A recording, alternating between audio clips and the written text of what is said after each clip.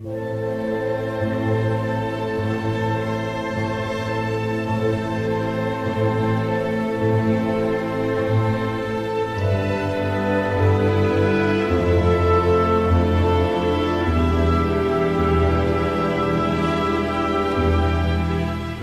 du monde, je vous appelle au secours de la France.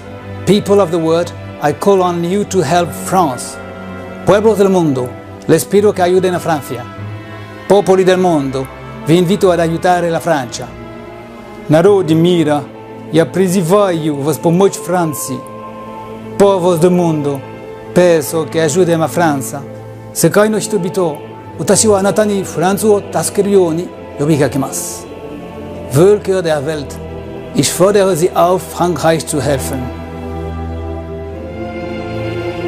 Et toi, ô peuple de France, toi qui vois venir ta fin, je m'adresse à toi. J'ai adressé ma première sommation au gouvernement, à ton tour maintenant. Tu n'as pas le choix. Ne crois pas que je vienne te flatter, je ne suis pas là pour te faire du discours, je suis là, non pas pour te plaire, mais pour dire les choses en vérité. D'ici février, beaucoup de choses vont se passer. D'ici là, le nombre d'entreprises qui vont faire faillite, le nombre de pauvres gens qui se retrouveront à la rue, le nombre de gens qui verront leur santé s'écrouler du fait des mesures sanitaires, le nombre de suicidés et d'assassinés dans les hôpitaux va encore aggraver la situation à un niveau record. Il faut nettoyer cet état. La purification est un très ancien processus dans nos pays. Le nom du mois de février signifie purification, de februare, famille de fébris, la fièvre, qui renvoie vers chauffer, brûler, en grec puretos, qui dérive de pur, le feu. Le feu purifie tout. On fête la Chandeleur 40 jours après Noël, en février. 40 jours. C'est aussi la période nécessaire à la purification que s'imposaient les jeunes accouchés à l'écart du monde. Je ne peux pas t'imposer les choses, elles vont se faire. On ne peut pas changer de pays sans toi. C'est ton pays. Qu'est-ce que tu veux? Tu pensais que ça allait se faire sans toi? Si tu ne te libères pas comme je t'y invite, alors tu seras réduit à néant par tes adversaires. Partout on te détruit, on te ramène à l'esclavage. Je cite un article de Caroline Galacteros, paru sur le site de l'Association de soutien de l'armée française. Elle écrit justement « Que faire face à l'administration profonde du pays qui muselle les gouvernants et tient les rênes de notre politique étrangère. Contre un virus aussi malin et métastasique, il faut une thérapeutique de choc. Sortir manu militari tous ces individus d'un système qu'ils ont obstrué au point que la France est à la dérive et est la proie d'un mépris à travers le monde, insupportable à tous ceux qui croient encore en ce que nous pouvons être. Et aussi expurger de nos cœurs cet esprit de soumission que nous soufflent ces héros maléfiques au nom d'un réalisme dévoyé. Pour cela, l'impulsion doit être donnée par la tête de l'État. » Fin de la citation. Expurger de nos cœurs la soumission, sortir manu militari ces individus. Vous voyez, je ne suis pas seul à le dire. En fait, en quelques semaines, je me suis rendu compte que la France est d'accord avec moi.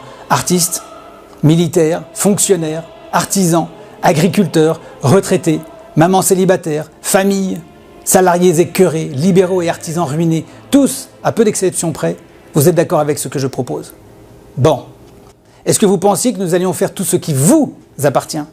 Pour tout cela, il faut au moins une volonté populaire. La volonté populaire, aujourd'hui, ne peut s'exprimer que par le renversement du gouvernement. Non pas par les élections auxquelles plus un seul individu sensé ne peut croire, puisque tout est savamment verrouillé. Celui qui ne voit pas ça n'a rien vu de ce qui s'est passé depuis 40 ans. Y croire, c'est être naïf. Non, par le renversement. Oui, ça demande du courage. On vous a si bien endormi avec ces élections, c'était si pratique de ne pas avoir à s'occuper de son pays. On avait délégué. Eh bien maintenant, c'est fini. Vous allez faire les lois. Vous allez diriger ce pays, que ça vous plaise ou non. Ou mourir. Vous n'avez pas le choix.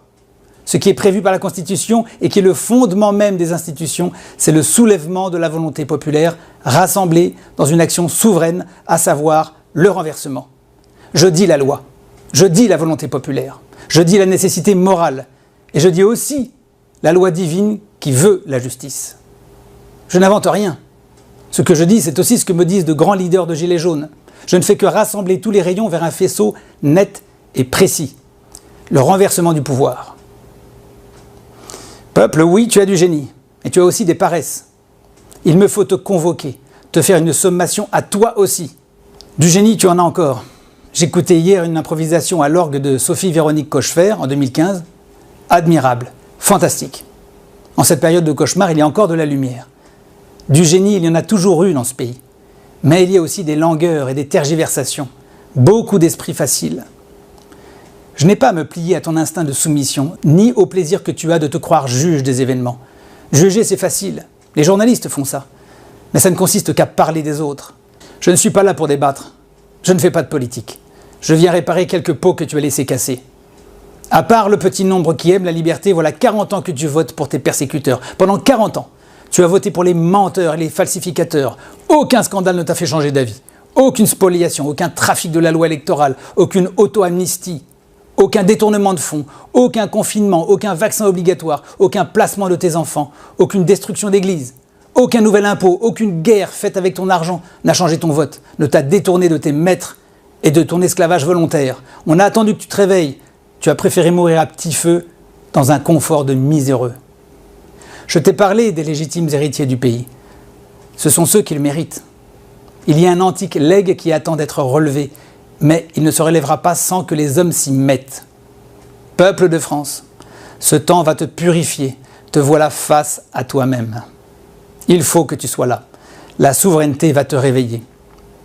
Sais-tu pourquoi nous n'agissons pas encore? Certains me disent, mais comment? Ce n'est toujours pas fait? Ce serait un peu trop facile. T'amener la liberté sans que tu l'aies méritée? Qu'en ferais-tu si tu ne t'es pas hissé au niveau moral qu'exige la souveraineté?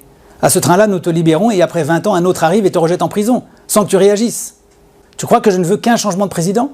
Tu ne m'as pas entendu. C'est en profondeur qu'il faut changer. Ce n'est pas de la politique.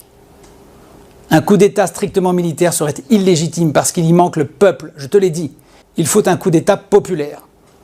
La période des débats est finie. La violence d'État et la menace exigent une résistance efficace, structurée, financée, silencieuse, combative, formée, prête à tenir, quand bien même des camarades seraient arrêtés ou abattus. Il faut se préparer mentalement à la guerre. Si l'on y est prêt, alors elle sera moins dure et plus courte. Et puisse-t-elle ne durer qu'un jour. Vous connaissez l'adage, si vis pacem para bellum. Si vous voulez la paix, préparez la guerre. Je demande que le peuple s'assemble et se tienne prêt. Au moins une part suffisante d'entre vous. Les gens en armes seront là, devant le peuple, mais le peuple doit y être quand même. Il y a déjà des braves et des justes avec nous, en grand nombre en effet. Mais bien trop d'entre vous restent dans l'attente. Vos bourreaux, croyez-le, n'attendent pas eux. Ils ne sont pas dans l'attente. Certains ne supportent pas le plus petit bémol à leur vision d'un sauveur romantique. Ils sont prompts à critiquer, injurier, ironiser. Ils perdent le lien qui faisait un pacte social. Leur ennemi, c'est leur compatriote en fait. Eh bien, celui qui vient te libérer n'a pas besoin de négocier, de composer avec la peur, les exigences sentimentales, la paresse, la méfiance ou la lâcheté. Je ne suis pas un politique. Je ne fais pas de campagne. J'y vais avec toi. Peuple de France, ta condamnation à mort est prononcée et tu tergiverses encore. Tu as besoin de jauger, tu as besoin de douter, pendant que les lames de ton exécution s'affûtent.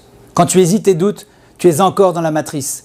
Chaque minute qui passe est perdue, y compris quand tu t'intéresses à ce que fait M. Biden et son clan qui s'apprête à déclencher la guerre aux États-Unis. Ne te laisse pas détourner de ce que tu dois faire pour ton pays. S'apitoyer sur son sort, c'est s'empêcher d'agir librement. Ne te raconte pas ta propre histoire qui t'enferme. Fais-la. Accomplis ton devoir et ton destin. Transformer tout en raisonnement détruit ta capacité à agir. On se console avec des constats chaque jour plus catastrophiques. Est-ce que ça arrange quoi que ce soit? Le raisonnement vain est le fait de l'homme ordinaire.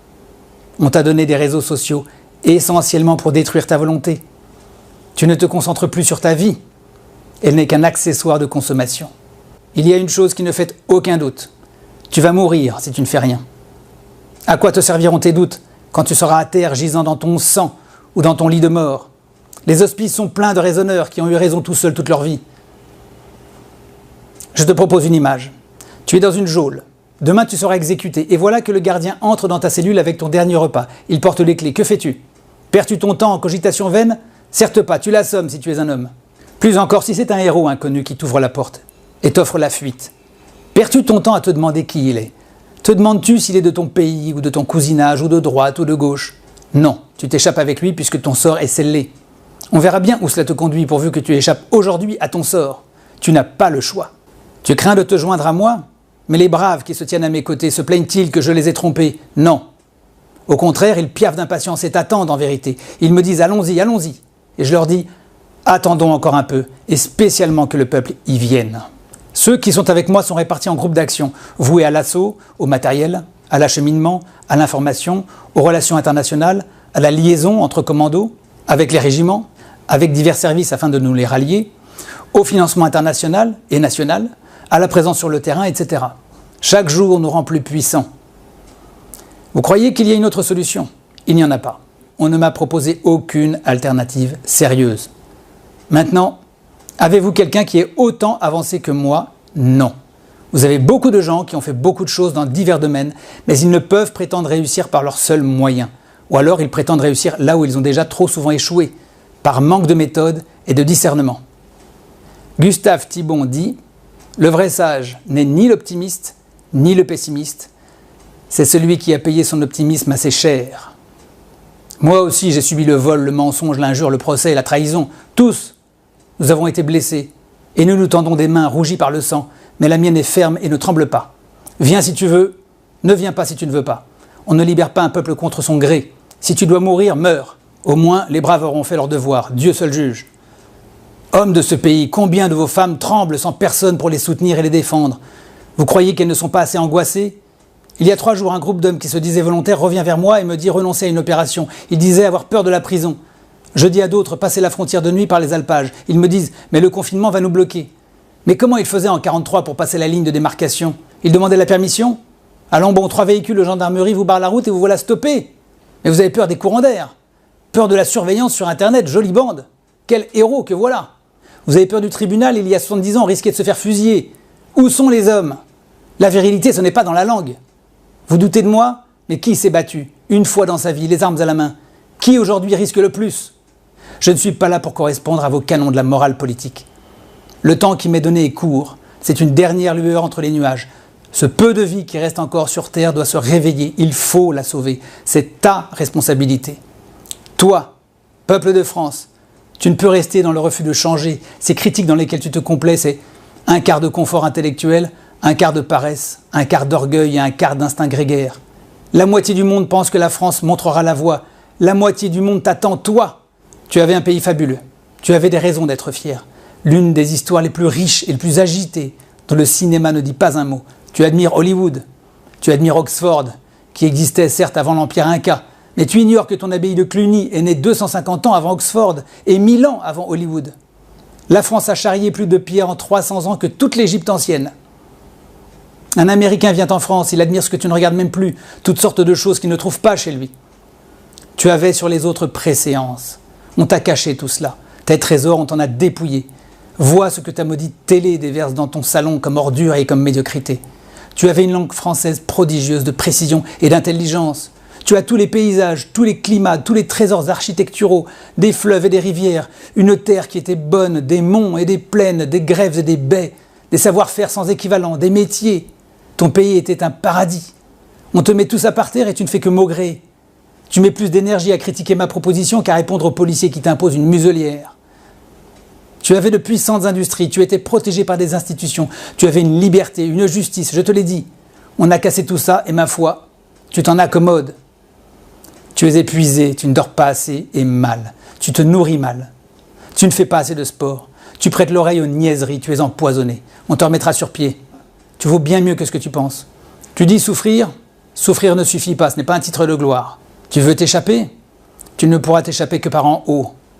Tu me dis ce qu'il conviendrait de faire après la bataille, mais la bataille n'est même pas commencée, et rien ne dit qu'elle sera gagnée.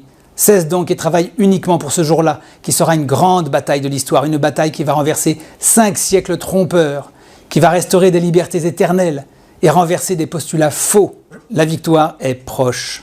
Il suffit presque de la vouloir. La bulle de terreur éclatera aussitôt que nous aurons vaincu. Vous voilà bientôt tous rassemblés. La bataille va avoir lieu. Montons-y en riant. Allons à la curée, taillons, renversons, assommons gaiement et libérons ce pays une bonne fois pour toutes. Jetons en prison, suspendons les faux rois, les ministres félons. S'ils viennent à 10, tu seras au milieu de 300. Ils tremblent déjà, crois-moi. Ils fortifient leur fortin, mais ils ne résisteront pas à l'assaut. Ils ne peuvent pas repousser 30 000 hommes. Français, arrête de parler. Tes mots ne te sauveront pas. Prépare-toi à l'antique guerre, celle que tes pères ont faite. Je n'aime pas la guerre, personne ne l'aime. Mais 1000 tués dans une guerre ne sont pas pires que 1000 suicidés. Cette guerre, l'ennemi te l'impose, tu n'as plus le choix. Viens à nous. Je marche à la libération. C'est inéluctable, c'est vaincre ou mourir, littéralement. Jamais depuis 20 siècles, la nécessité n'a été plus grande. Les troupes d'occupation vont te vacciner de force. On t'a expliqué qu'il fallait réduire la population mondiale, tu n'as pas encore compris. Quand tu te réveilleras dans un camp, tu regretteras de n'avoir fait que discuter.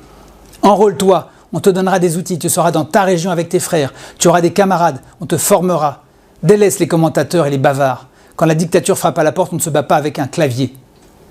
Quant à vous, militaires, le peuple vous convoque, c'est son droit. Il y a avec moi assez de Français pour vous mobiliser de plein droit. Vous ne pouvez vous dérober. Et vous, anciens politiques, élus locaux, serviteurs de l'État qui vous désolez de la dictature, soutenez nos efforts. Chefs de mouvement, petits ou grands, la résistance individuelle ne marche pas. Formez-vous aussi vos bataillons et marchez à notre suite. Je ne cherche pas à vous récupérer ni vous éteindre. Je veux coordonner nos actions, que chacun fasse son travail à sa place désormais et jusqu'à la libération. Faites taire les dissensions fermement. Donnez une chance à la victoire en coordonnant vos actions avec nous. Chefs d'association, les gens qui nous gouvernent ne vous feront pas plus de cadeaux qu'à nous. Mettons-nous d'accord pour renverser ce pouvoir, c'est tout. Vous, policiers, gendarmes, CRS, gardes mobiles, militaires des forces armées qui seraient mobilisés ce jour-là, la majorité d'entre vous est d'accord avec moi. Le moment venu, restez neutre en gardant l'arme au pied. Personne ne vous jugera, vous avez votre libre arbitre. Mais si vous décidiez l'affrontement, vous risquez de provoquer un bain de sang contre le peuple, ce que personne ne vous pardonnera. De plus, vous aurez face à vous une armée de militaires aguerris et bien équipés. Ne venez pas au contact, c'est préférable pour vous, pour vos familles et pour le peuple. Dans la journée du coup d'État, vous aurez un nouveau chef des armées qui connaît mieux qu'un autre l'armée française. Tous les chefs non ralliés seront neutralisés et mis aux arrêts à disposition de la justice. Chaque ministère aura immédiatement un chef par intérim pour ne pas perturber le fonctionnement du pays. Défense, intérieur, justice, affaires étrangères, tous les ministres seront remplacés sur le champ par de vrais professionnels et votre travail ne sera pas changé. Je finis en vous disant, Français, aimez-vous les uns les autres. Efforcez-vous-y. N'oubliez pas que César et bien d'autres après lui vous ont vaincu à cause de vos dissensions. Refaites une nation entre vous. Soyez doux avec vos proches et forts vis-à-vis de l'adversaire. Peuple de France avec force et honneur, sors de ta tombe, lève-toi et marche.